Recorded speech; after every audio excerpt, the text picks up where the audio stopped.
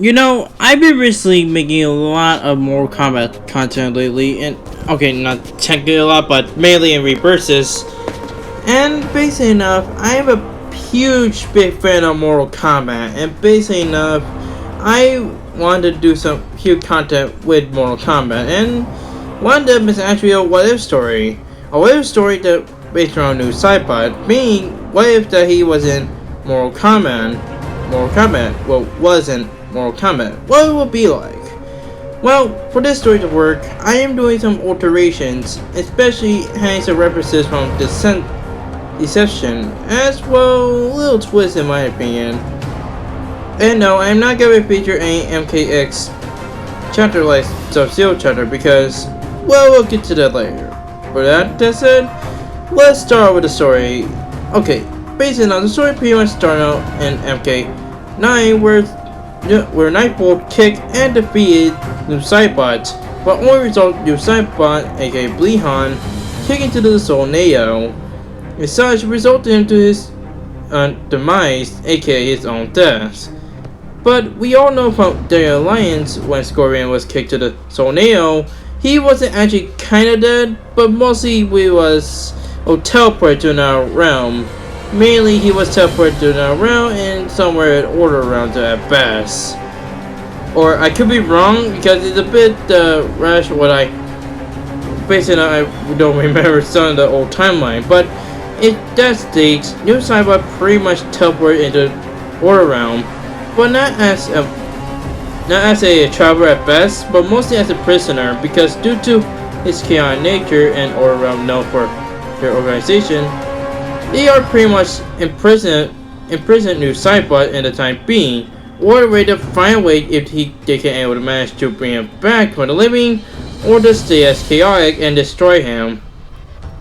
Well, not that be too long until one of the blood magic users bring back Noob Saibot. You see, for this time being, in my opinion, it gotta be taking place during the events of MKX comic book run. That being said, Habit is going to find a way to able to reign his rule, and that being said, he decided to recruit Noob Saibot after the failure he tried to attempt to turn Hanzo Asasi into Scorpion once more. Basically enough, and yes, that's a thing happened in the MKX comic book series. But however, due to strong guards after the aftermath of the Shao Kahn invasion, the order pretty much more improved.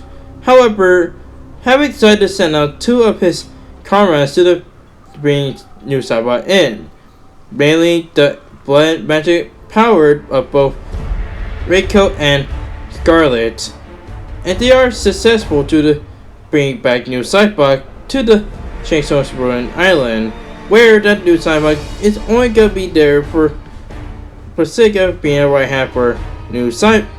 Sorry, I meant to say is Havoc. However, there's one thing that we have known.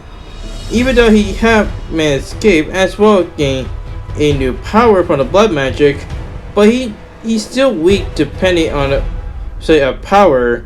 After all, he did manage to lose out in the Netherlands War, as well as being absent of the events. So, having decided that Noob Saibot as well having increased his power from before he became Revenant as well being weakened with the Soul Neo.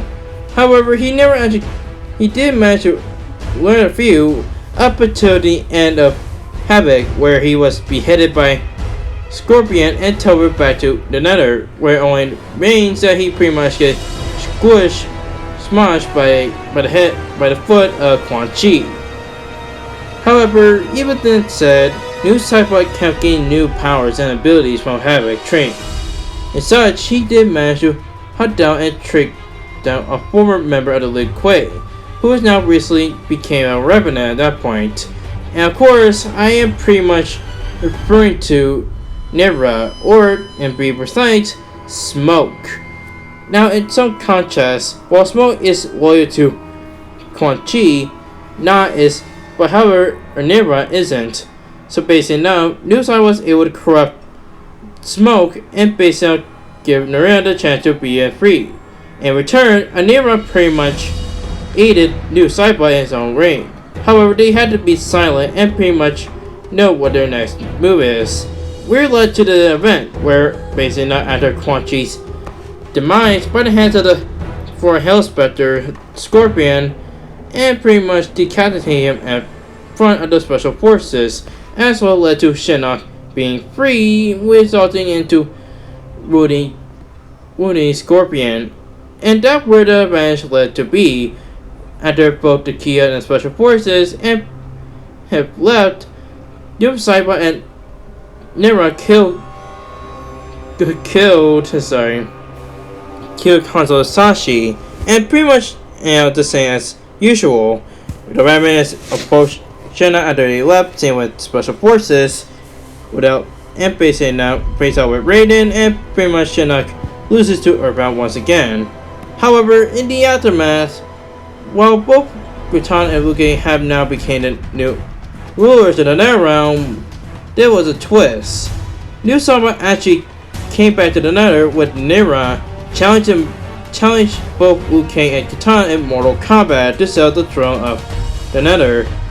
While at best, Liu Kang managed to defeat Nira, but Kitana able to defeat Noob Saibot before they were executed. Both of them, they were under attack by fully corrupted Sub-Zero and Scorpion, now in the feelings in the corrupted form by Noob Saibot. Now, remember I said that I'm not featuring the Sub-Zero arc? Well, here's the thing. You see, despite of that, it's actually pretty much shown that Noob Saibot is always blended in the shadows. So as a result, I am decided to say a few things. One, Noob Saibot and the Nira managed to ambush Sub-Zero during an attack with Kodo, resulting in both of the Lin Kuei being killed, as well as Sub-Zero being corrupted in Noob Saibot's vision, as well for Scorpion, where he able to corrupt Hanzo before killing him with his own attack. Well, based on by Nira, but pretty much the same result. And the fight pretty much ended there, because let's face it, at this point, Sub-Zero and Scorpion are pretty much stronger than before, and based enough with the death of both the Raven, Liu Kang, and Kitana, Bleeding pretty much corrupted the both of them, now ruling over the Netherrealm as the new protector, as well the tyrant of the former rulers of the Hell. And based enough, the other Ravens such as Sindel, Kung Lao, Cabal, Striker, and Nightbolt pretty much serves under Neil of Noob Saibot, with Nira as his own bodyguard / right-hand man. And basically enough, like in the secret ending, it pretty much played out the same, where in some cases Rita did appear, well, not any Raiden, Dark Raiden, after with the evil energy was fueled in the Jinsei.